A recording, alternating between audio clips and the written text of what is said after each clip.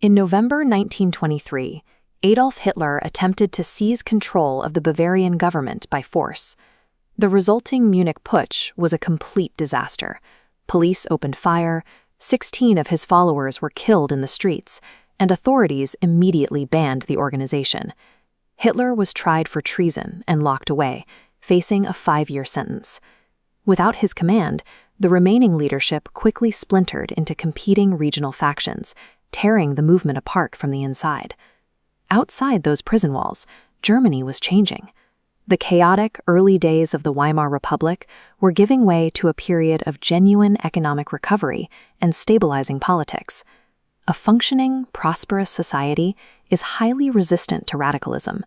When people have jobs, can afford food, and see reliable leadership, they rarely listen to fringe politicians shouting about revolution.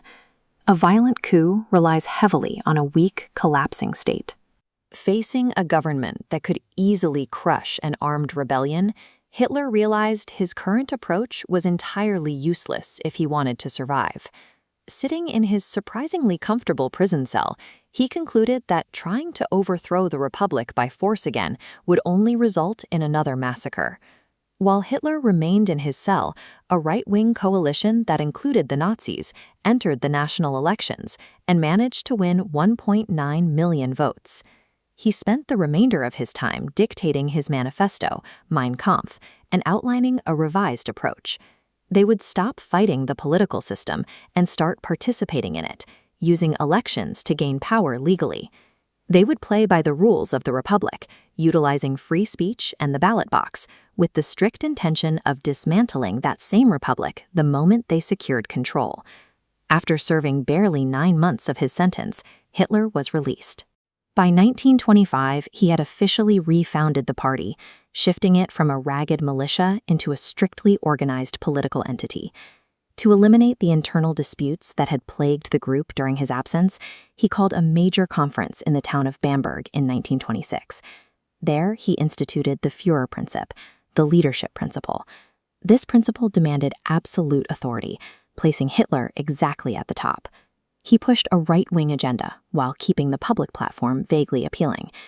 With the hierarchy settled, they divided Germany into 35 distinct administrative districts, known as Gaue. Each district was handed over to a hand-picked, fiercely loyal regional manager, called a Gauleiter. Men like Joseph Goebbels were assigned to critical areas, like Berlin, to build local support block by block.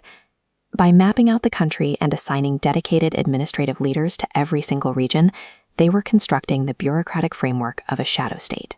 To actually win local elections, the leadership recognized they could not rely on a generic message. They needed to systematically target specific demographics.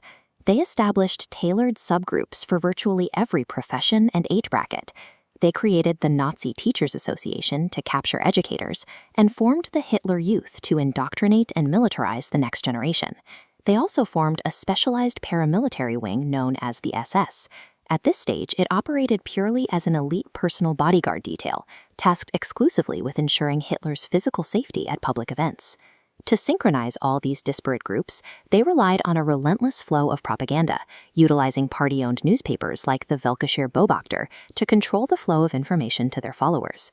The internal overhaul worked. Between 1924 and 1928, official party membership quadrupled, creating a highly disciplined base of over 100,000 active participants. Despite the expansion of the Gauleiter network and the new specialized associations, the Nazis were absolutely crushed in the 1928 elections. This chart highlights the sheer scale of their defeat. They secured an abysmal 2.5% of the vote, meaning fewer than 1 million ballots. This rejection was the natural result of a booming economy. Germany's golden age of prosperity naturally shielded the population from extremist appeals. A devastating loss caused widespread despair within the ranks. To many members, 4 years of exhaustive restructuring appeared to be a total failure in the short term. But when the global economy collapsed in 1929, the situation inverted. Because of the bureaucratic groundwork laid in the mid-20s, Hitler didn't have to scramble to organize a new movement from scratch. He already controlled a highly sophisticated, dormant political machine, perfectly positioned to weaponize a sudden wave of national desperation.